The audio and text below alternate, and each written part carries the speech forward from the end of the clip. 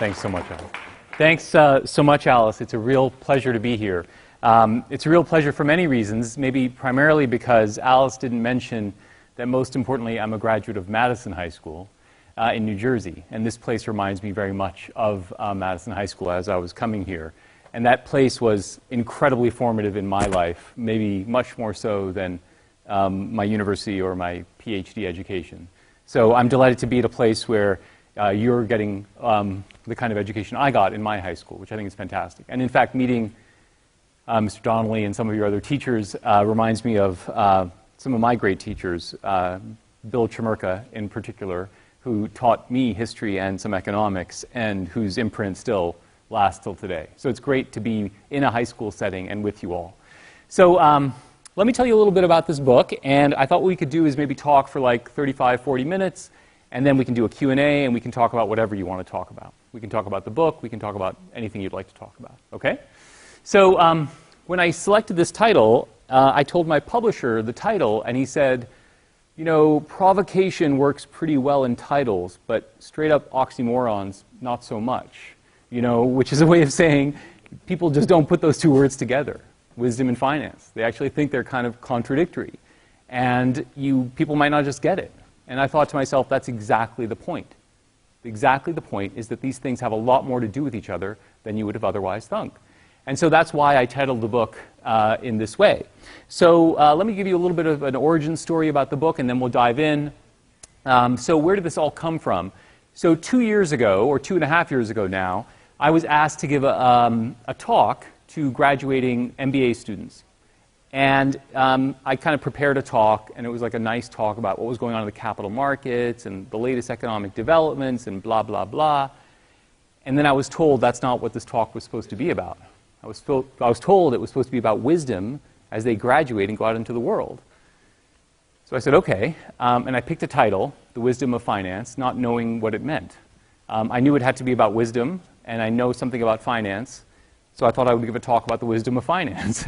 And as often happens, I made a commitment, and then before you know it, it turns out to be much better than you would have imagined. And it became quickly clear to me that these two ideas about finance and philosophy are actually much more connected than I would have thought originally. And as I was preparing the talk, it just became very quickly apparent what all those connections were. So what happens after that is I gave the talk. And I share this part of the story with you because it was really important, and it gives you a sense of what you give people who are your teachers, which is I gave the talk, and I gave the talk first to these MBA students, and then I gave it to these exec ed students. And then that weekend, I got an email. I got several emails from students. And one of them said, it would be a crime if you didn't make this into a book. And I made the mistake of forwarding that to my wife, who printed it out and cut it out and put that on my bathroom mirror for the next 18 months until I handed in the final manuscript, which is a way of saying that's what you need to do to finish a book. And the kind of encouragement you give your teachers is actually really helpful and profound. So then I started to try to write a book. It turns out giving a talk and writing a book are different. I didn't know that. I thought you wrote down the talk and you published it and you were done. Turns out to be more complicated. Some people can get away with that. I didn't think I could get away with that. So I decided I had to write a book. And it was just the greatest experience in my life, writing this book, professional experience, right up there with my PhD. And why that is because it made me do things I haven't done in 30 years. And it just stretched me in a new way. And that's what I was looking for with this book. I'm a pretty straight-up economist. So that means I do theory models, I do applied economics, I do data analysis. This book has nothing really to do with my professional life. But that's exactly why I wanted to write it, because it was going to be really, really different. So then I decided to think about writing a book. And I just mentioned this story because it'll maybe give you a sense of the process as opposed to just the book. One of the best decisions I made is I cold emailed a writer I had admired at the New Yorker. And I cold emailed him and I said, I'm doing this thing. Would you like to have lunch? And he said yes, which is crazy. And we had five-hour lunches. And he taught me about storytelling. When you become an economist, you forget about stories because it's not data. And if it's not data, it's no good, right? That's the way economics people think about the world. And he told me about stories, and he reminded me about how great stories are. And so the book became a way to tell all the big ideas of finance through stories. So what's the book about? So if you're looking for ways to think about like picking stocks or like doing things like that, this book is not for you. It's not going to help you in any way to do any of those things. And if you want to get rich quickly, this is like not going to help. None of those promises are in the book. Instead, the promise is that we're going to try to bring together two worlds that have gotten separated. There's this great talk by a guy named C.P. Snow, like 60 years ago. And he was like a really amazing guy. And he talked about how sciences and the humanities had gotten separated. So people who understood science didn't care about the humanities, and people in the humanities didn't care about science. That same basic thing has happened to finance, right? So people in finance often look down on the humanities. There's like these abstract stories. They don't really make any sense. Why study that stuff? It's all about dollars and cents. And then there are people in the humanities who look at finance and say, that's crass and gross and disgusting, and they destroyed our world many times over. Don't go study that stuff. Both of those views are absurd. And in fact, there's an enormous amount to be gained from speaking to each other. In fact, I kind of see this gap every day when I cross the river, because I go between the business school and the law school at Harvard pretty often, especially in the fall. And it's true, you know, I mean, I think some people at the business school are pretty uninterested in kind of things that are not fully instrumental views of knowledge.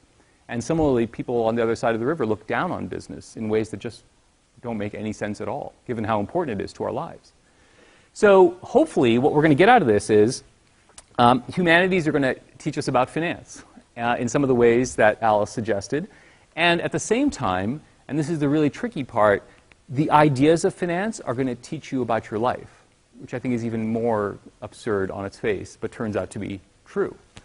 So just a little bit more prefatory stuff, and then we'll dive in. This is the epigram for the book. It's money is a kind of poetry. I really like that epigram for two reasons. One, it puts together these two words that nobody puts together, money and poetry, just like wisdom and finance. Money is crass and gross, poetry is uplifting and fabulous. But the other reason I like it, it's from Wallace Stevens. Anybody in here know who Wallace Stevens is? Fantastic. Absolutely. Wow, so that's spectacular. Many people know he was a modernist poet. People don't know he was a businessman. So I think he's the greatest poet of the last century. And he's really spectacular. He's a little, you know, abstract and out there, but he's really, really spectacular. But here's the important point. He worked his whole life in insurance. He spent his whole career at the Hartford. And here's the really crazy part. He spent his whole life in insurance, and he wouldn't leave it. All the other poets made fun of him. They called him the money man. They said he was like bourgeois. And in fact, he loved insurance so much he would never leave. Harvard University offered him the Charles Eliot Norton Professorship of Poetry, and he said no, because he wanted to stay at the Hartford. That doesn't happen that often. So that's also kind of cool, because he understood the connection in a deep way between finance and poetry that was, I don't think many people understand. All right, so what are we going to get out of this exercise? Hopefully a couple things. If you don't know finance, the idea here is to let you in. A lot of people demonize finance, and they do it because they don't understand it. So here's the goal, which is we're going to let everybody into finance. It's not going to be intimidating. It's not going to be difficult. There's going to be no equations. There's going to be no graphs. It's just going to be stories. That's all we're going to do. And the goal is to demystify finance. And the reason why is it's a great set of ideas, and we have put this artificial barrier up of complexity. And that doesn't make any sense. And it's serving actually against us in finance because people think we're evil, because they don't understand what we do. The second goal is actually to make finance better. I think a lot of finance is broken, and by that I mean there's a lot of chunks of the finance industry that are extracting more value than they're creating. Extracting value means they're kind of taking away stuff as opposed to contributing stuff, and I think that's really problematic. And we saw that 10 years ago, and we see it today. And so part of the idea here is to say, how do we fix finance? And there are two potential answers out there. I don't think either of them is very good. One answer is regulation. I like regulation, but we shouldn't expect too much out of it. It's got a lot of counterproductive effects, and a lot of regulators are captured. By that I mean they're going to be serving the interests of the industry as opposed to the interests of all of us. And then the second reason why people kind of think about fixing this is they think that just by getting really angry, Occupy, I guess Occupy might be a little bit dated for you guys. There was this Occupy movement several years ago, which is we can get outraged and we can kind of fight against the power and say we're going to bring it all down. I don't think that's going to be terribly successful, although it might be rewarding in the moment. It's not going to have any long-run effects. So here's the goal here, is to say, actually, the way we're going to fix finance is we're going to make people in finance think about what they do through a moral lens. What's been lost is the moral content of the ideas of finance. So what do I mean by that? Well, people spend all day looking at screens and spreadsheets, and they think that's what finance is about. And if you think that's what finance is about, then you're not going to think about the humans who are behind all those things. And what the humanities do really uniquely well is make you think about the choices you make and how you make those choices, and the human consequences of all those choices. So by using the humanities, hopefully we can make people in finance think through what they do in a deeper way. Okay? That's roughly the goal. I'm going to take you through a little bit of the book, and then we'll take some questions. So this is going to look pretty nasty, but trust me, this is not actually the table of contents, but it'll give you a sense of what is going on in the book. So here comes basically any syllabus in finance. Basically, these are all the big ideas of finance. And in fact, each chapter has one of those big ideas of finance in it. But if I labeled them that way, nobody would read the book. So this is like the intellectual spine of the book, but it's all covered up in a way. So the intellectual spine is, what are the biggest ideas in finance? Number one, it's all about risk, and it's all about insurance. And writing this book made me remember how massively important insurance is. I know your eyes are rolling over because you're thinking insurance is like the most boring thing in the world. I'm going to try to convince you otherwise. It's the core of so much of economics and so much of finance. Once we have risk, then we got to think about risk management. We've got to think about how we do that. Two big tools are diversification and options. We can talk a little bit about them. From there, we go to the big question, which is where does value come from? Why is Alphabet worth $600 billion? Why is this happening? Why did yesterday Broadcom pay something for a chip manufacturer called Qualcomm? Why does Facebook trade like this and Twitter look like this? What is going on in the world? Why is that happening? So we have some deep answers in finance, and they actually happen to map to ways to think about your world. Then we'll go to corporate governance, which is the big problem in capitalism. The short version of which is, why do managers misbehave? Why do people misbehave? And that is a deep question in finance and in capitalism, and we'll talk a little bit about that. From there, we go to mergers, which is going to be the cheekiest chapter, because it turns out mergers are really interesting. They often tell us something in parallel about marriages. In each chapter, there's basically the same basic recipe. Every chapter starts by saying, here's a big idea explained in an unconventional way. Here's the development of that idea over time and what it means. And then finally, here's how it applies to your life. That's basically every single chapter. And then we'll go to leverage, and then we'll end where many people, not many people, but sometimes people end, which is bankruptcy. And that is, in effect, kind of, to my mind, the biggest ideas in finance. So this is the intellectual spine, but of course it's not really what the book looks like. But if you wanted to look underneath the book, you'd see that basic structure. The last chapter is why everyone hates finance, which is just a way of saying, I just told you about how great these ideas are, and in fact, a lot of people hate finance. Actually, if it's okay, let's just take a quick poll here right now.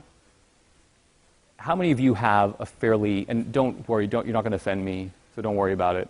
How many of you have a negative view of finance and view going into it as kind of something that does not add a lot of value to society? You can be honest, it's okay. Great, good. So a whole bunch of folks, at least 10 or 15 of you. That's a pretty dominant idea out there in the world, especially after the financial crisis. It's a dominant view of the world, which is these people brought down our economy, and they don't really contribute that much. So we're going to just try to examine whether that's right or not. I'm going to suggest that the ideas are great, but there are reasons why people hate it, because a lot of people in finance misbehave. And I'm going to try to explain why I think a lot of people in finance misbehave. That's going to be the last piece of it. I will just tell you, again, a little story behind the, part of the reason you come to something like this is you want to hear the backstory. I will just tell you one other story about this, which is, I've been really happy about the book. It's been great experience. But, in academia, we're used to getting cut apart in a seminar room. When you give a paper, it's like no holds barred. Like when you're an academic, you give a paper, and there's like 30 people in the room, and their job is to like cut you apart. And that's okay. It's like the rules of the game, and then we fight it out, and we duke it out, and that's fun. When you write a book, people take shots at you from all over. It's actually a pretty hard experience, and not an experience that I was entirely prepared for. I'll just share one story with you about this chapter, which is the book got a nice reception. It got a little paragraph in the New Yorker, which, my friends were like, oh my God, you're so lucky to get this paragraph.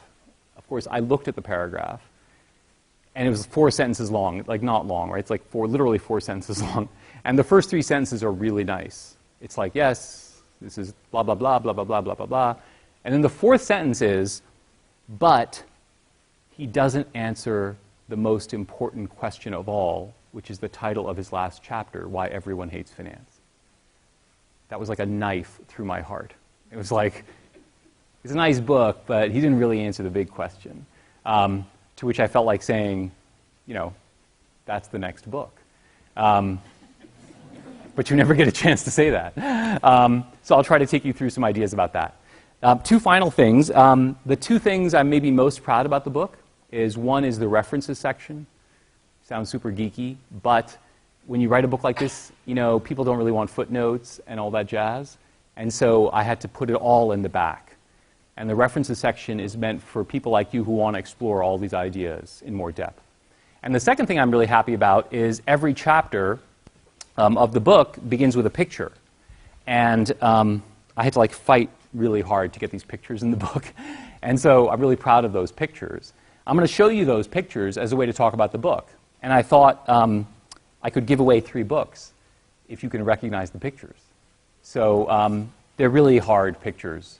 They're like impossible pictures. So I imagine this is not going to work out very well. But we'll try and we'll see, okay? The first picture I'm not going to ask you about because it's impossible. But then afterwards I'll show you some other pictures, and hopefully 1 or 2 of them you might get, and then you get a free book. First chapter is about risk and insurance. So as I mentioned, these are like the most important ideas in finance.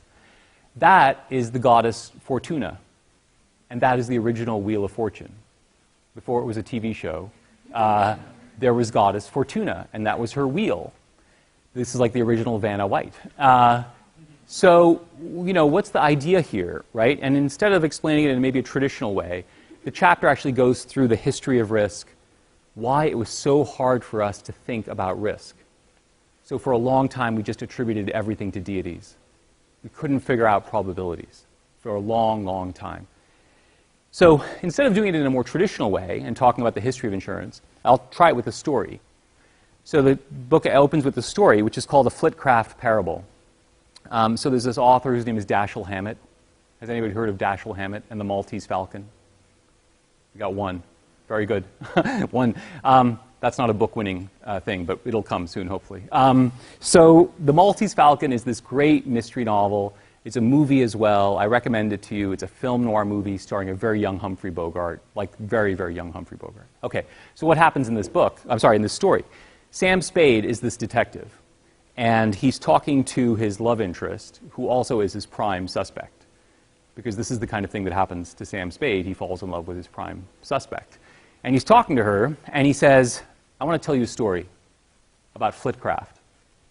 And she says, okay, tell a story. So he says, and Sam is a private detective. And so he says, I got this call from this woman in San Francisco. And she says, I need you to do a job for me. 5 years ago, my husband disappeared. He walked out in the morning, and he just disappeared. There's no money problems. We had a happy home life, and he just disappeared. And I haven't heard from him since. I just got a call that somebody saw him in Spokane, Washington. I want you to go to Spokane, Washington, and I want you to go find out if this guy that they saw up there is my husband. Sam Spade says, okay, I'll go. He goes to Spokane, Washington. He immediately finds the guy. He confronts the guy. He's like, are you Flitcraft? He's like, yeah. He said, what are you doing? Why did you leave? He confesses that he's Flitcraft, and then he says, well, I'll tell you what happened. I went out in the morning, and I was walking over to lunch, and as I was walking there, a construction beam fell. A beam fell right down next to me, and a piece of the sidewalk jumped up and hit me in the face. And at that moment, I realized that all of life is random. There's random events everywhere, and I just missed being killed. And then I realized I've been living my life as if the universe was well ordered, and I'm not in sync with the universe because it's random. So I am going to change my life at random. And he never goes home. He decides to change his life at random. He moves around for a little while, and then he ends up in Spokane. By the way, when I tell this story to my wife, she's like, this is not a great story. Why would you want to include this story in the book? And then Sam says, but you know what? The best part of the story is that when I found him in Spokane, he had a similar wife, same kind of home, same job. He recreated his life there.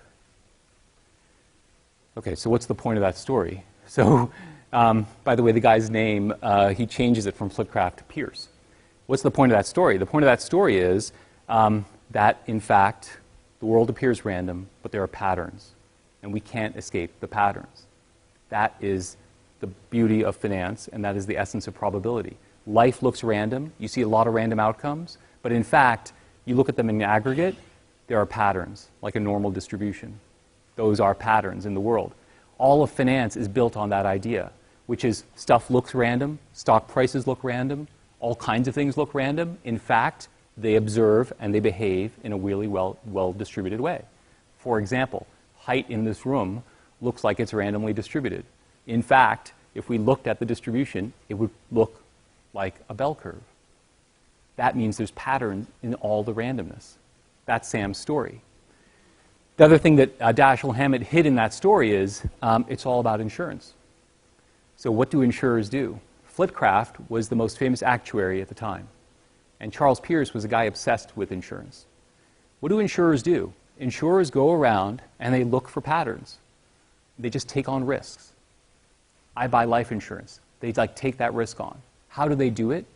They don't know when I'm going to die, but they know on average when I'm going to die. They know what the population looks like, and that's the essence of insurance. So that gives you a little bit of a sense of insurance. I'll give you the last story on insurance, which is about Charles Pierce, who's this incredible guy who I imagine has anybody heard of Charles? Actually, his name's Charles Peirce. Fantastic. No one's ever heard of him. It's great. Here's who he is. He's the founder, and he ran the first randomized control trial. He actually named the normal distribution normal. He's the founder of semiotics, and he's the founder of the American School of Philosophy of Pragmatism. And most of you would never have heard of him. Here's why you've never heard of him. You've never heard of him because he had an affair, and he got kicked out of the academy. He got kicked off of university campuses. Harvard wouldn't let him on the campus anymore because he had an affair. He was actually living destitute outside in Pennsylvania, kind of just trying to get work all the time because he got kicked out of the academy. So what happens to him is William James, has anybody ever heard of William James? He's like a famous American philosopher. Yeah. So he, who's sometimes thought of as the father of pragmatism, sends a letter to Peirce and says, you're the real founder of pragmatism. We've got to rehabilitate you. Come back to campus and give a talk so everyone will understand how great you are. Peirce says, I got nothing to lose, I'll come. He shows up. They get a special permission from the president of the university to let him on campus because he's considered a bad guy. He comes up and he shows up at the talk. This is in the philosophy department. And everyone's really excited. William James is finally, my hero is going to get his due. And Peirce stands up there and he says, we are all insurance companies. This doesn't go over well. Everyone's like, insurance? We're here in a philosophy seminar. And he says, we are all insurance companies. And then he says, he uses calculus to derive the first order conditions for pricing insurance policies. People think he's crazy. People think he's drunk. In fact, William James is convinced he's drunk. In fact, what Peirce meant was, we are all insurance companies. What is the fundamental problem of life? There's randomness everywhere. The central problem in life is dealing with randomness. And you've got to learn how to deal with it. And the best way to learn how to deal with it is to do what insurance companies do, which is they get experience. They test the populations. They sample the populations. That's what insurance companies do to figure it out. What does that mean for you? Well, what that means for you is pragmatism. What does pragmatism mean? That philosophy is, what is it about? It's about the only way you can figure problems out, you don't look at your belly button. You go out into the world and you experience the world. Pragmatism is the opposite of navel gazing. The only way to learn anything is to go experience it. That's what pragmatism is. That's why we are all insurance companies. We're all insurance companies because that's the only way you can figure anything out, is to go try it. So that's the sense in which insurance is actually pretty related to a lot of different things in your life. Just by the way, this chapter also has a little bit of a history of the insurance industry, like from the French Revolution to the Simpsons, trying to tie together a lot of things. Okay, so this one we can give away the first book on.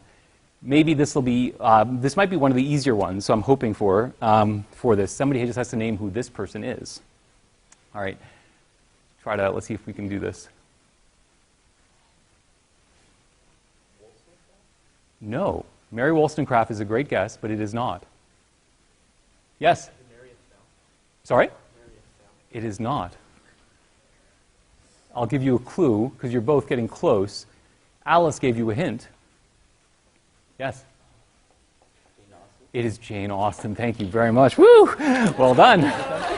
All right. So, I had no idea. I had no idea this was going to get so high pressure, but I like this. Okay, so that's Jane Austen. And so just by the way, who is Jane Austen? She's the author of... Don't Let Me Down. Don't Let Me Down. Pride and Prejudice, Sense and Sensibility, a whole bunch of novels, right? So, so Alice made reference to this. So why, talk about Jane Austen? And the answer is, well, once you have risk, you got to manage it. And all the Jane Austen novels, especially Pride and Prejudice, is about risk management. So what is the risk management problem in those Jane Austen novels, including Pride and Prejudice? The risk management problem is, you're a young woman, like Lizzie Bennet, and there are these suitors who come along. And some of them are rich, but they're drunk. Some of them are good-looking, but they're dumb. It's like, this is like a problem. All these suitors come along. And she makes it clear. She says, men can make mistakes. Young women cannot make mistakes. And it's a really big risk management problem, because these suitors come along and you've got to figure it out. As Alice referenced, Mr. Collins comes to Lizzie Bennet and gives the worst proposal ever, which you might remember. Has anybody in here read Pride and Prejudice? Just a few. You might remember the worst proposal ever, which is, you're not that pretty, you're not that rich, here's an offer on the table, I suggest you take it. Which is not a good proposal if you're going to go into that business. And what is he doing? He's basically saying, look, I'm giving you an offer right now, you're risk averse, I think you should take it. And in fact, of course, Lizzie Bennet's mom is like, take the offer. You take the offer right now. And Lizzie says no, and she goes on to find the love of her life in Mr. Darcy. All right, so that's a risk management problem. You've got to figure out which of these suitors to take. The really cool part is actually these characters give voice to the intuition behind options and diversification. So these are the two big risk management tools in finance. Diversification is this idea that you spread your risks around, and as a consequence, this is the foundation of modern finance, of portfolio theory. And options is this idea that there are these weird financial instruments called options which allow you to have the right to do something, but you actually don't own something. Okay. So the neat part is you may think of those ideas as being abstract and weird and modern finance and the result of crazy financial engineering. And the answer is no. These things have been around for millennia, and they reflect deep human needs.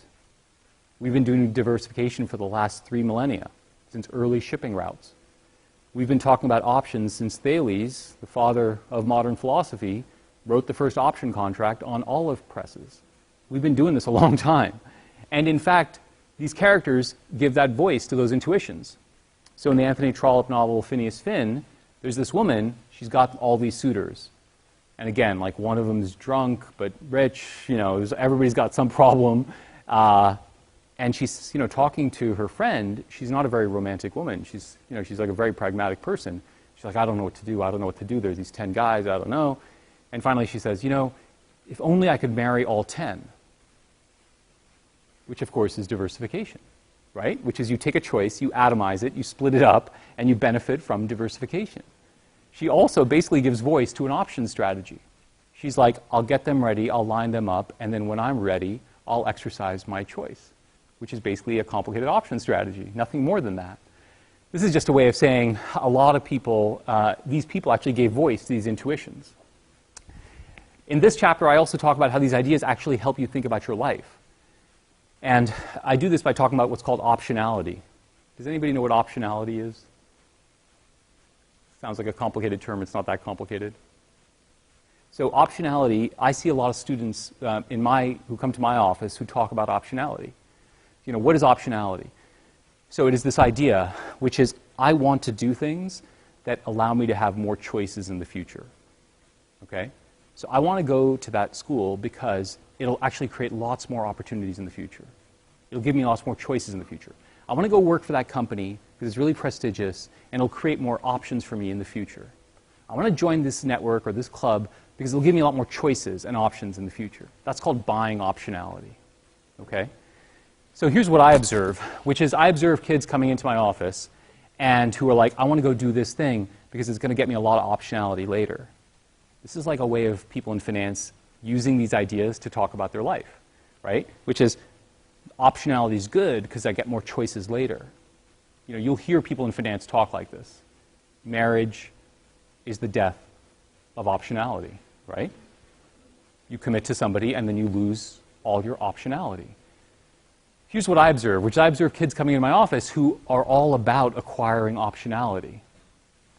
And here's what ends up happening to them, at least as far as I can tell, is they get really good at one thing, which is buying optionality. And they spend like the next 30 years buying optionality. And they never do the actual big thing that optionality is meant to enable, which is taking a big risk. The point of having options is so that you can have protection if you fail. What I observe people doing is just buying optionality their whole life. And that's kind of miserable. They overlearn the lesson of options, and they just kind of learn how to do nothing but buy options. That's a way of trying to say these ideas actually apply to your life. All right, this next picture I'm pretty sure no one's going to get, but maybe you'll surprise me. I think we should let's just try it, and we'll see how it goes. It's like impossible. I'll give you, anybody want to guess? I'll give you 2 hints.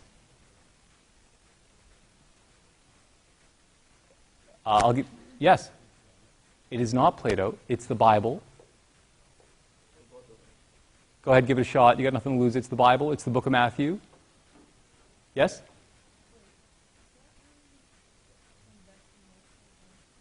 So this is not, it's close to that. So it's not that. That's Ecclesiastes.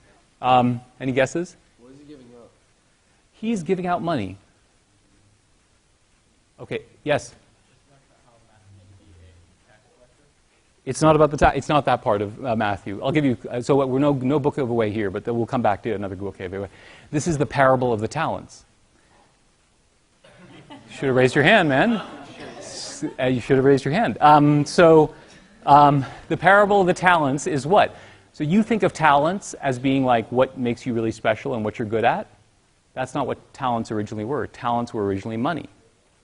Talents were a unit of weight, and that was money. So here comes the parable of the talents.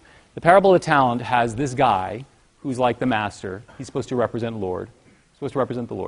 And he has these 3 servants. And he says to these 3 servants, he says to the first servant, I'm going away. I'm going to give you 5 talents. Take care of them, and I'll be back. He goes to the second servant, and he says, I'm going away. I'm giving you 2 talents. Sorry, I'm giving you 3 talents. I'll be back. He goes to the third servant. He says, I'm going away. I'm giving you 1 talent. Take care of it. I'll be back. He comes back. He goes to the first guy. First servant comes back and says, Lord, I took your 5 talents and I lent them out and I invested them and I made them into 10 talents. And here they are for you, Lord. And the master, who's clearly the Lord, says, I'm very pleased. Welcome to the kingdom of God. Second servant says, I took your 3 talents. I invested them. I made them into 6 talents. Here they are. Master says, well done. Welcome to the kingdom of God. He goes to the third servant who has 1 talent. Third servant says, I only had 1 talent. I was really nervous about losing the 1 talent, so I buried the talent to protect it. It's here. I have it for you. Here's your 1 talent back. The master says, you are banished from heaven. You are damned. Go away. It's a pretty harsh parable. But it has everything to do with the way we think about value creation in finance. So one of the lessons from that parable is you are the stewards of other people's resources. That's crucial to finance. People who provide you with capital have expected returns. Those expected returns are large. You actually have to exceed them if you want to create value. If you actually bury those resources or those talents and you don't make the full use of them, you are destroying value. That's like the core of what finance is about. It's kind of the core of this parable as well. So that's just a way of saying, actually, the recipe that's in this parable, and by the way, John Wesley, who's the founder of Methodism, used this parable to kind of frame his most famous lesson, which is give as much as you can to as many as you can for as long as you can. That comes out of this parable of the talents, and he talks about it with money. That's actually what finance teaches you about value creation. A little bit more formally, and this may not resonate with you, but you have to beat your cost of capital. Like, that's the core. You have to go beyond what people expect of you because you are stewards of other people's capital. That's the essence of value creation in finance. I won't go too much into detail here, but this is the chapter that also talks a little bit about betas and the capital asset pricing model. So this is one of the big achievements in finance, to think about how risk is priced. And we have this idea of betas. Turns out that applies really, really well to how you think about who is really valuable in your life. Just very briefly, has anybody ever heard of betas before? I imagine not. But so here's what a beta is. A beta is a measure of risk. So every company has a different beta. So what's the idea? The idea is that we're going to have returns that are expected of these assets based on how risky they are. The big intuition is that the risk that matters, this is what beta measures. If you know somebody in the finance industry tonight, you can impress them by dropping betas and alphas. They'll be super excited. The idea of a beta is, what matters is how you move with the market. If you move a lot with the market, you're really risky. Why? When the market does well, you do really well, but when the market does poorly, you get tanked. Those assets are high beta assets, and they're not that valuable because they don't give you any insurance. The really valuable assets are negative beta assets. What are negative beta assets? The market goes up, they go down. The market goes down, these assets go up.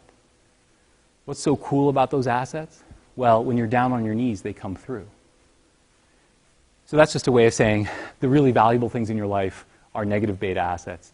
The really kind of okay assets are high beta assets. So that's just a way of saying who in your life is a high beta asset. And the answer is kind of like your instrumental friendships, the friends who are there for you when you're doing well, and they disappear when you're not doing well. Those are high beta assets. Who are your negative beta assets? They're the people who, when you're down on your knees, they come through for you. It gives you a sense of how to think. I think a little bit about relationships. All right, this one again is a really tough one, but I'm hoping somebody in here may be a Broadway fan. I don't know. We'll see if this goes anywhere. It's okay if it doesn't. Don't worry. It's going to be fine. We still have a couple more choices after this, and I only have 2 more books, so it's going to be okay. We got a couple of hands. Wow, this is more popular. In the back. Awesome. Way to go. Okay, I got to say, there must be a reason. So this, when I've given this before, nobody gets this. Has somebody made The Producers recently? I don't know. Okay, so this is, I don't know, there must be something going on. So this is The Producers, which is a Mel Brooks movie from 1968, subsequently a Broadway musical, and that is Bialystok and Bloom, these 2 guys. All right, so why talk about The Producers, other than it's like the greatest movie ever? So here's the idea. What's the big problem in finance and in capitalism? The big problem in finance and in capitalism is the following. 200 years ago, most of us, at least many of us, had the privilege of working for ourselves. That is, you owned a company, like a little farm, and you also ran that farm. The nature of modern capitalism is the following. I own a share of Apple stock, and Tim Cook gets to run it. So ownership is separated from control. That's the big idea in capitalism. That turns out to be a really hard problem because Tim Cook doesn't always listen to what I think, even though I'm the owner of that company. What does that have to do with the producers? You might remember the plot on the producers. These two guys come up with the greatest scam ever. They're going to raise a lot of money to put on a Broadway musical. They're going to raise way more money than they need, like 25,000% of what they need. Then they'll raise all this money. Then they'll make the worst musical ever, and it'll fail, and then all the investors will be like, oh, I don't care about my money because it all went to a loss, so they won't ask for any money back. And then they'll go to Rio. Great plan. They put together a Broadway musical. It's like the most tasteless musical ever. It's called Springtime for Hitler. Totally tasteless, like worst acting ever, worst directors ever, and of course it becomes a massive hit, and they go to jail. Okay, so what does that have to do with modern capitalism and finance? And the answer is, that is the central problem of modern capitalism. How do investors who give up their money monitor managers who they've appointed to work for them? Tim Cook actually works for me. I'm the owner of Apple. I only have one share, but I'm an owner. He's supposed to work for me. And the problem in life is, how do I get him to do that? That's called the principal-agent problem. I'm a principal, he's my agent. Once you see the world in that term, you'll see principal-agent problems everywhere. So let's say I want to build a little extension in my home, and I want to hire a general contractor. I'm the principal, he's my agent. What am I worried about? He's going to use some really cheap concrete. How am I going to make sure he has the right kind of concrete? I'm worried that he's going to misbehave and affect me badly, okay? That's going to be true when I hire a lawyer, when I hire a doctor, when I hire a contractor. Anytime you have somebody who's supposed to be working for you, it's a principal-agent problem. What is capitalism? So if you think about Apple, some of you I know it's a company called Apple. They make these things, iPhones. You may not know this part. They had a massive financial revolt on their hands 4 years ago. Shareholders got really, really angry. They got really, really angry because Tim Cook was holding on to like $150 billion of cash and wasn't giving it back to them. And these people said, you're misbehaving, Tim. Give me back my cash. So why is that interesting? That's the principal-agent problem. Joe hedge fund guy, David Einhorn, says, Tim Cook, I'm your principal. Give me back my cash. So there's a principal and there's an agent. But it gets more complicated because Joe hedge fund guy, David Einhorn, is in fact the agent of some Canadian pension plan guy or gal. And that Canadian pension plan gal is actually the principal to Joe hedge fund guy, David Einhorn, who's the agent of that principal. And by the way, that Canadian pension plan gal is actually the agent of some principal who's some Canadian pensioner. This is a way of saying capitalism is a daisy chain of principal-agent problems. And that's why it's so awesome. And it's not awesome, it's why it's so hard. And finance is about figuring that problem out. That's what all of finance is about. Okay, what does that have to do with your life? So I think once you see the principal-agent problem, you'll see it everywhere. Or certainly I see it everywhere. And I'll give you just one quick example of that, which is there are only like 3 times that I tell personal stories in the book. This is one of those times. This story may not resonate with you because someday it'll resonate with you maybe. So here's what ends up happening. It's after my father has passed away. My mother is living by herself, and she's getting more and more lonely. She has a woman there to help take care of her, but my sister and I are really worried about her getting depressed because she's lonely. So my sister and I are talking to each other. We live very close to each other, like very geographically proximate to each other. We're talking to each other. We're like, what are we going to do? This is a big problem. How are we going to solve this problem? Blah, blah, blah, blah, blah. And then finally we hit on it. We're like, we'll move Mom close to us. That way she'll have a lot more company. Her grandkids will be close to her. We'll be close to her. We'll break the cycle of loneliness. This will be great. I go talk to my mom. I say, Mom, I got a great idea. Here's what's going to happen. We're a little worried about you. We're going to move you close to us. You'll be close to the grandkids. You'll be close to us. We'll see each other all the time. It'll be great. My mom says, no.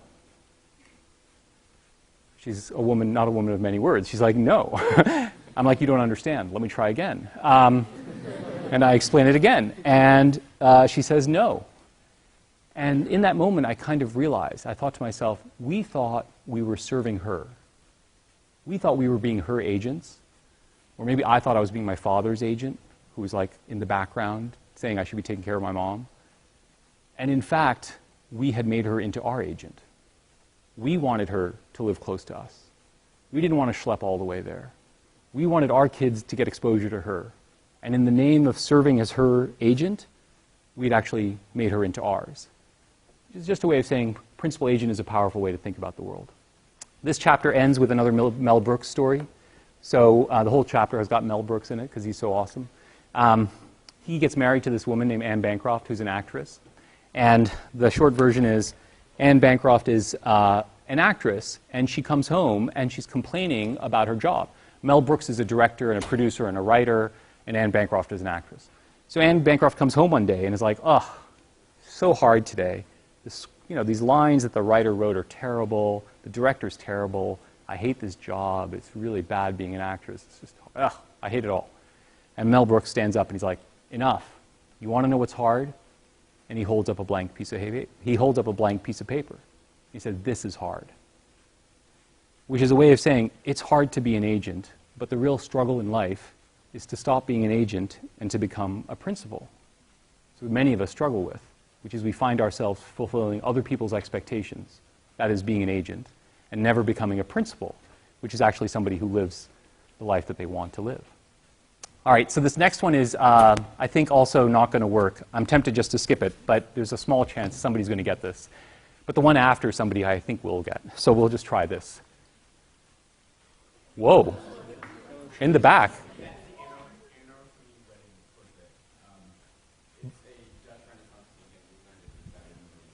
Wow, fantastic. I got to tell you. Well done. That's crazy. Okay, so, one of two things are true, which is either the schools represented here are like incredibly well-educated, or after you leave high school, you forget all this stuff, because no one else gets this stuff. This is, in fact, the Arnolfini portrait, and it's by Van Eyck, and it's a portrait of a wedding. In fact, people think it's a portrait of the payment of a dowry. So the point of this chapter is just to say that finance and romance have been intertwined for the last 2 millennia. You think romance is like nice and shiny and bright and lovely, and finance is not. In fact, they've been together forever. The name of the chapter of this title is No Romance Without Finance, which I think is a nice way to think about the world. The dowry fund is a good example of this. So just quickly, what's the dowry fund? The dowry fund is this crazy institution. So first, what's a dowry? A dowry is the payment of money by the father of a daughter to a groom. That's what a dowry is, okay? You give the money to the groom if you're the father of a daughter. I know it's prehistoric, but that's what it was, okay? So what's the dowry fund? Here's the problem in Renaissance Florence in the 15th century. There are these 3 big problems in life. One big problem in life is dowry prices are going through the roof. What does that mean? Men are in short supply because of the bubonic plague. So if you're the father of a daughter, and I'm the father of 3 daughters, you have a big problem because you don't know what's going to happen to dowry prices. And by the way, if you don't have money for the dowry, it's like off to the nunnery. For real, okay? So fathers are really worried about dowry price inflation. Second problem, grooms are getting stiffed. They get married and then the dowry doesn't get paid. That's the second big problem. Third big problem is Renaissance Florence doesn't have enough money to fight with Lucca and Genoa and everybody nearby. Enter the dowry fund. What's the dowry fund? You're the father of a 5-year-old girl. You deposit money with the government. They give you a really high interest rate, so you're protected from dowry price inflation. When the bond and the girl I know this is going to sound absurd to you, but matures at age 15, the government pays the payment directly to the groom. So the groom makes sure that he gets paid. The father is insulated from dowry price inflation, and this becomes the dominant financing tool for Renaissance Florence. That's just a way of saying romance and finance have been together forever. And in fact, mergers, which is something we know a lot about in finance, tend to apply really nicely to marriages as well. I'm not going to go through that in detail because I'm guessing marriages are not something that's on the top of your mind. This is the one where I'm not going to have a book, but I assumed everybody would get this. See, this I'm totally wrong. So the one I thought that would be so easy is totally not. Is it from the Bible? This is not from the Bible. This is why I'm so not in touch with your population, Rich. I just want to tell you. This I thought would be so easy. Okay, just focus on this guy and focus on that building. It is not Notre Dame. I'm so out of touch with high school students. I'm obviously so out of touch. Yes? It's the Merchant of Venice. Thank you. Fantastic. It's the Merchant of Venice. So what do they don't like teach Shakespeare anymore? Oh, you got a book? All right, good. Rich got the book. Fantastic. We get another book. Yay. Thank you, Rich. So that's Shylock. That's Shylock, the moneylender in the Merchant of Venice. And that's obviously Venice. So, that is nominally a story about debt. So basically, Antonio ends up getting in debt to Shylock, and then Shylock wants his pound of flesh back, and then there's like a circular thing of debt that goes on between people. The play is not really about debt. The play is about commitments. It's all about commitments and about how powerful commitments are. So why do people in finance love debt? People in finance love debt because it allows you to do things you have no right to do. What does that mean? You get to live in a house you have no right to live in because of mortgages. That's why it's a beautiful thing. You get to buy an education you would not otherwise be able to afford. That's why it's a beautiful thing. The same thing is true of commitments. Commitments allow you access to a world that you would never be able to access otherwise. Commitments to other people, commitments to your family, commitments to jobs, commitments to organizations. It's just like leverage or debt, which is you commit to something and then you get access to an experience you would never have had otherwise. So that's a way of talking about leverage and debt. As a quick example of this, some people choose to live low leverage life, that means a low debt life, and some people choose to live really highly levered lives or high debt lives. I'll just give you two quick examples. George Orwell is post-World War II. He's like in London, he's writing 50,000 words a year, just churning it out as a journalist. And he's like, I can't do this anymore. There are all these commitments to people, I hate it. He goes to the Scottish Islands, he locks himself in a house for 3 years, and he writes 1984. That's a low leverage life. No commitments, create something amazing. Anybody know who Jeff Koons is? He's a modern artist. He's, I think, arguably the most important modern artist there is. He creates sculptures that are like the size of half of this room. Here's the thing about Jeff Koons. He doesn't even know how to use the material that he uses. He employs 150 people. He's gone bankrupt 3 times. He's bankrupted like 5 dealers. And the Whitney gave him the entire museum for a solo installation, which is the first time they've ever done that. That's a high leverage life. You fail big and you win big. Some people choose high leverage lives, some people choose low leverage lives, whatever works for you. This chapter ends with Thomas Jefferson and this great quote. And the picture on the cover of the book, if I can just look at the book for a second, the picture on the cover of the book is Archimedes. So that picture is from his quote, which is, give me a lever and a place to stand, and I can move the world. That's like debt. Debt allows you to do things you have no right to do, like move the world. Jefferson, in one of his letters, is quoted as saying, I've always thought it was the best to do the right thing, because if you do the right thing, you get a good reputation. And a good reputation is the best lever in the sense of Archimedes that there is. What did he mean by that? Why do you cultivate a good reputation? Because then people will let you do things you have no right to do. That's why reputations are so, so valuable. I won't talk too much about this. This is about bankruptcy. This is what we used to do to people who failed. We put them in jail. Why? Because if you failed, you were a moral failure. That's what we used to do. We used to put people in jail. Modern finance rejects that idea, beginning with the 1800 Bankruptcy Act. Robert Morris was the financier of the revolution. None of you had heard of him. In fact, he's the guy who was the financier of the revolution and then triggered our changing thoughts about failure. After he went bankrupt, George Washington visits him in jail and is like, this guy financed the revolution. His scrip financed the Battle of Yorktown, and now he's in jail. That becomes the beginning of the 1800 Bankruptcy Act, where we change our whole notion of failure. Now, we don't look at people who fail that way. We look at people who fail as, you deserve to be protected. What is modern bankruptcy about? You fail, we protect you. We protect you from the nasty creditors. We get you a clean start.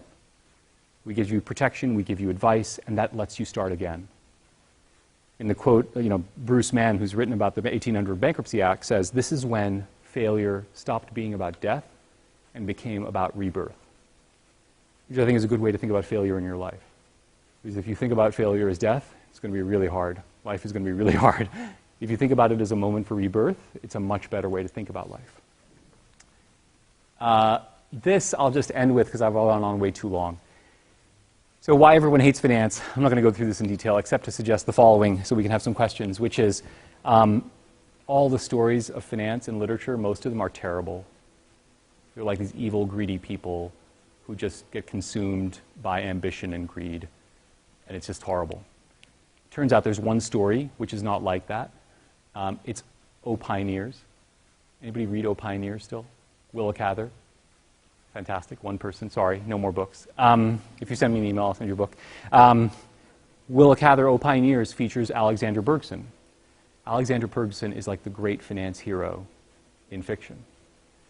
Why? She does a leveraged buyout of her family farm. She merges farms. She diversifies. She buys options. She does everything we just talked about.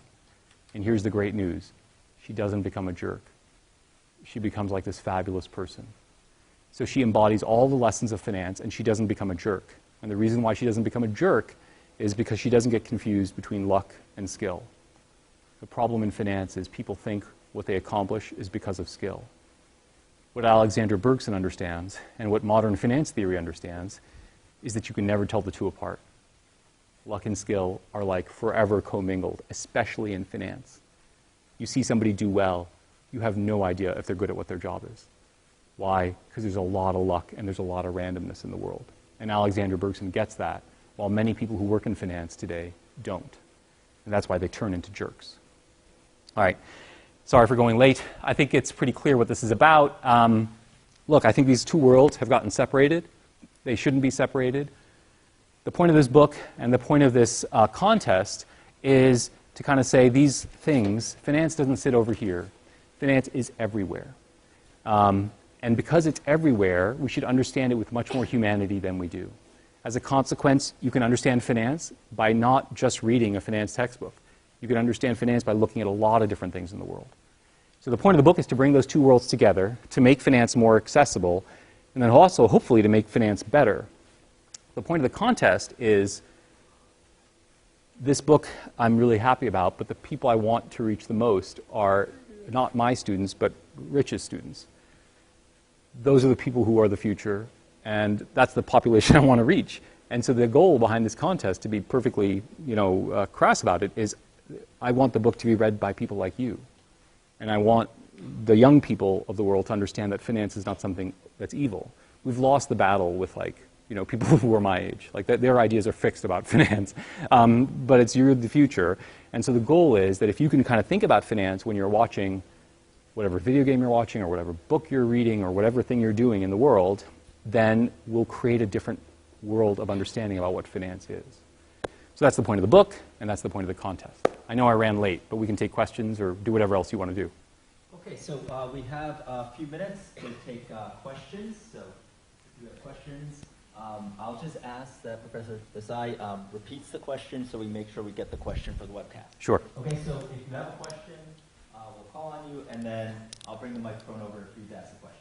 Okay? Great. We'll start over here. Yeah.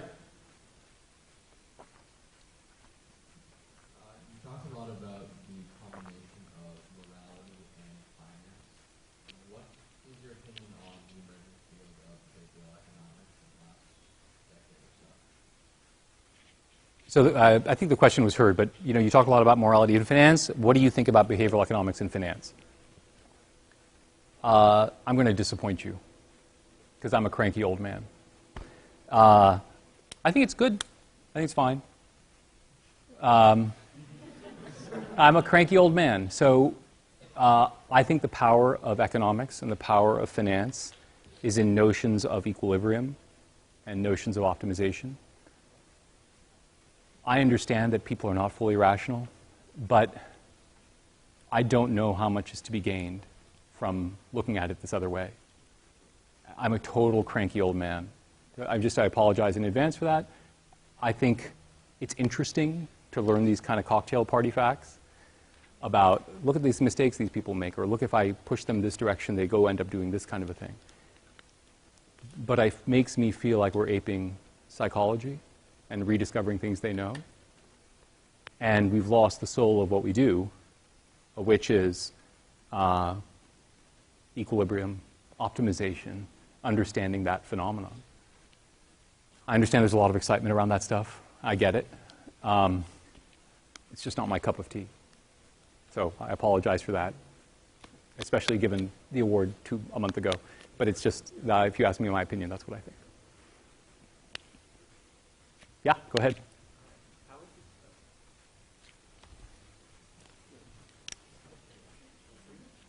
How would you suggest that people our age start getting involved in the world of finance and stuff like that? Because personally, I'm very interested. How to do it? Yeah. Yeah. So I think there's several things. So the first thing is to the degree you have offerings in your school, you should try to take them. I think they're really great ways to understand these ideas. The second thing is, how do you figure it out in your own life, right? And I think the best thing to do is to pick a company that you really love. It doesn't matter who it is.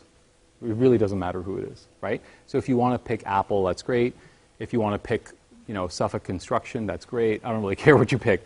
Pick a public company, and then try to take $50 or $100 or whatever you can manage, and buy a share, and then start following that company, and read everything you can about them. And when they announce their results every quarter, listen to the conference call, and just start listening to what's going on. It can be Activision Blizzard. It can be whatever your cup of tea is. It really does not matter what company you pick. But if you do that, you'll start to learn about what they're doing.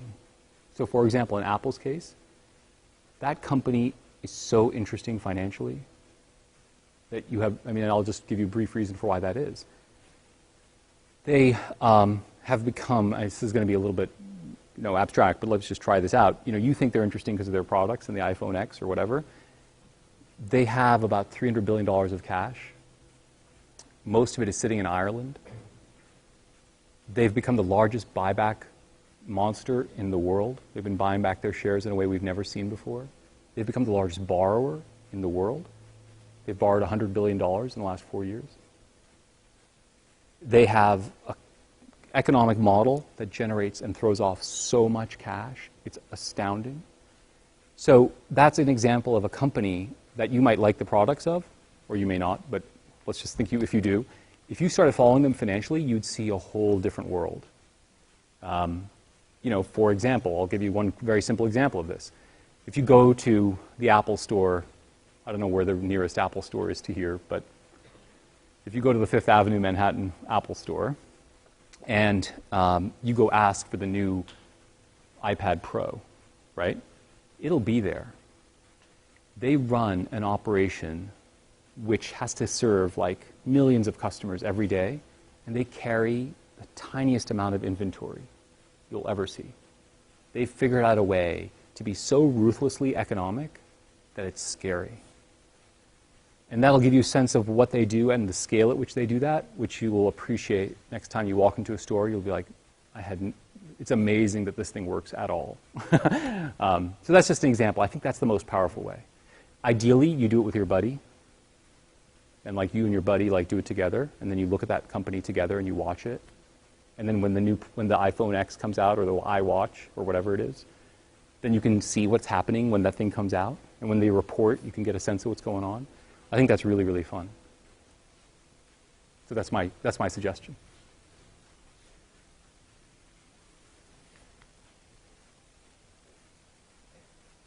So, thank you for your talk. Thank you very much. But I wanted to ask, why does it matter that this perspective on finance is fixed? Like, what are the risks involved with society viewing finance in this very negative, pessimistic way? So why do we need to get finance and the stereotypes of finance fixed? So I think, look, I think finance is just enormously valuable and important at the micro level and at the macro level. So think about the big problems at a macro level, right? They are about, will there be anything in the Social Security Trust Fund for you to retire on? Are we running deficits and debt that are sustainable? Those are ultimately finance questions. Think about it at the micro level. The major question many of you face is, how much debt should I take on to get a college education? You get that decision wrong, it's going to be hard. If you start taking on consumer debt in a way that you shouldn't, it's going to be really hard. If you don't save enough for your retirement, it's going to be hard. Those are all finance questions. They are like core to your life. And I don't think I'm just saying that because like I'm a finance person, but like I think those are some of the most important decisions you'll make in the next 10 years, right? And if you do them wrong, it's going to be bad. I'm not trying to scare you, but I'm just trying to say that those decisions are really, really important, and we are very uneducated about that. And if you think finance is evil, you can, for example, fall prey to the following. I'm not going to borrow anything because that is bad, and there's like these evil bankers and blah, blah, blah, blah, blah. And you will be, I think, grossly underserved. We know that on average, college educations pay off. The wage premium is there. That doesn't mean every college pays off, but on average it pays off. So if you kind of confront these decisions with ignorance, it's going to be really bad, I think. For us as a society, if we're ignorant, I'll give you a classic example today. A lot of my scholarship is about public economics, public finance, and tax policy. You know, the vast majority of Americans think we don't have a really significant structural problem with our debt and deficits. They think we can tax less and spend more. It's like not attached to reality. Like that is just not, in any sense, joined to reality. And so that is just like a massive problem. And that's a finance problem. So I think that's why it's high stakes. Because I think at a micro level in your life, if you don't understand finance, it's really hard. And at a macro level, if we don't get literate about finance, it's really hard.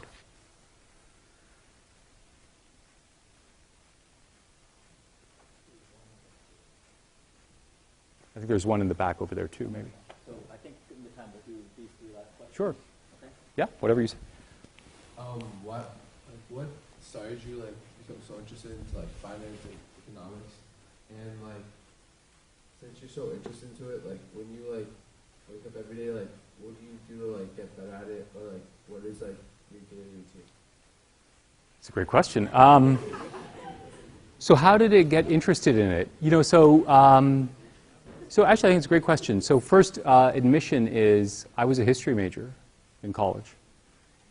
And I loved history, and I think it's a great major, by the way. If anybody's in the next several years has to contemplate a major. I loved it. But I discovered economics and finance later than that. And I discovered it by actually working, before I did my MBA and my PhD, I worked on Wall Street. And I really liked that. I think the real epiphany happened when I was in business school. And I was kind of going to do finance maybe professionally. And then I just felt like I didn't have a way to understand the world. And I thought economics provided a way to understand the world, which was really powerful. That's why I gave that answer about behavioral economics, because I think a lot of it's getting undercut now. And I think that way to think about the world really attracted me. And that's why I got so interested in it. And then I wanted something that was intellectually really interesting, but like really attached to the world. So I think history is fantastic and intellectually really interesting, and you can really speak to the world. But with economics, it's like obvious how you speak to the world, right? I mean, with tax policy, it's obvious how scholarship speaks to the world. So I wanted something that combined something like intellectually really rigorous and thoughtful, but also had pragmatic reality. And to me, economics is that, and finance is that. You know, you're making me like self-conscious because I really have no good routine for like getting better at this. You know, I think to the degree that what we do as academics is, the following, which is we write and we teach and we give papers, and in that process, it sharpens our thinking. So I'll give you one example. It's like a little bit of a weird example, but just might be relevant. So these last several years, in conjunction with the book, the other thing that I did that was kind of off the beaten path is I started teaching at the law school. I'm an economist, I'm not a lawyer, but I started teaching tax law because I would go to DC and interact with these lawyers and I had no idea what they were talking about. And by teaching tax law for the last 3 or 4 years, like I've like learned like so much that I didn't know before. I'm not sure why they allowed me to teach it, but I've learned a ton. So now when I think about like tax policy today, I think about it in a totally different way. So by teaching things that are different, by writing things that are different, by going to seminars and like hearing people who are thinking differently, that's how we just keep getting better and better. How did you teach it if it wasn't in the field? How did I teach it if it wasn't my field? That's a great question. I don't know why they let me do it. I have no idea why they let me do it. I had to learn it. I've come to believe, and this is why your teachers are amazing, which is the only way you know if you understand something is if you have to teach it. It's very easy to nod your head and say, oh, I get it. And if you don't explain it to somebody, you have no idea what you're talking about. Because it's when you really have to teach it that you have to say, wait, why does it work that way? And that's why the folks who are in your classrooms are amazing, because they really have to understand the material in a deep way.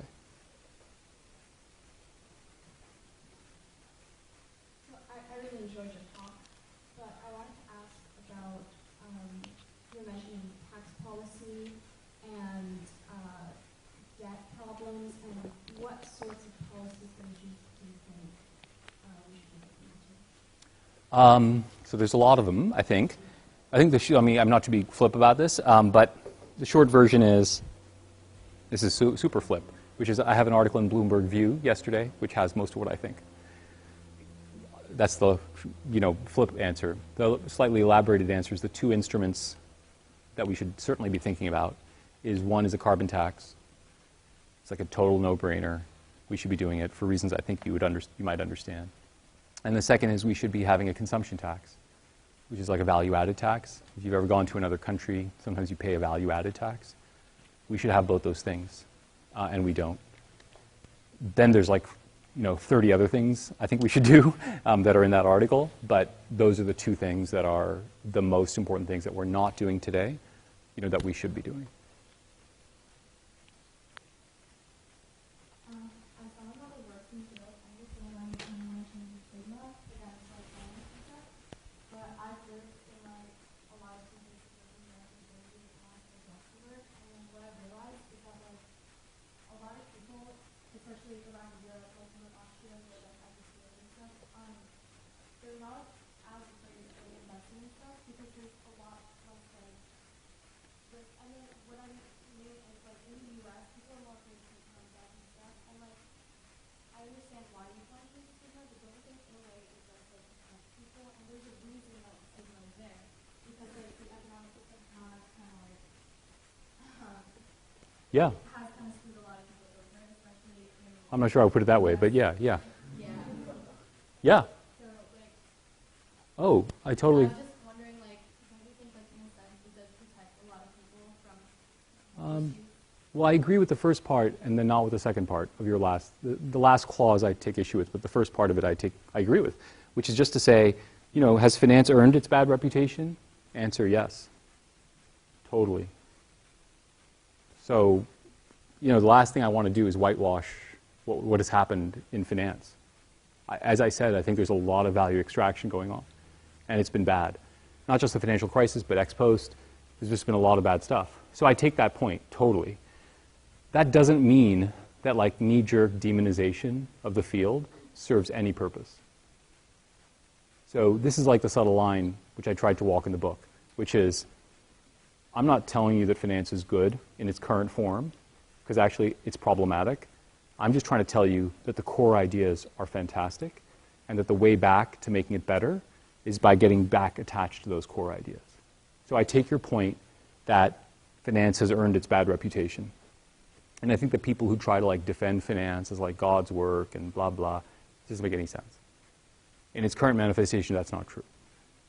But is the underlying ideas of finance fantastic? Is it like totally crucial to our lives? Yes. Do we have to make it better?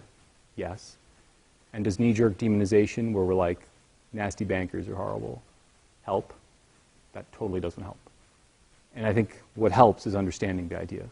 So in that sense, I know in a way the book is, the premise of the book is, is a little bit, perhaps, some people might view it as naive, because we make finance better by getting back to the ideas. And I understand why people would say, well, no, we got to regulate it. No, we got to overthrow the system. And the answer is, I don't think those things are going to happen, and I don't think those things are going to have nearly the good effects you think they are. I think the path forward is longer, and it's in your lifetime, and maybe not in my lifetime, but it's by reattaching ourselves to those ideas. Thank you very much, Professor Desai. That's Desai. it. Microphone's the trouble. Thank you. Thanks, Rich. Yeah, Thank you. Great. You can just thank you. Absolutely. Thank you very much for attending the program here today. I want to talk just briefly about the contest that you all have information on. I think the best way to thank Professor Desai for his presentation is to take on the challenge and make a video. When I was talking to him about this summer, this was something which I think we both got very excited about.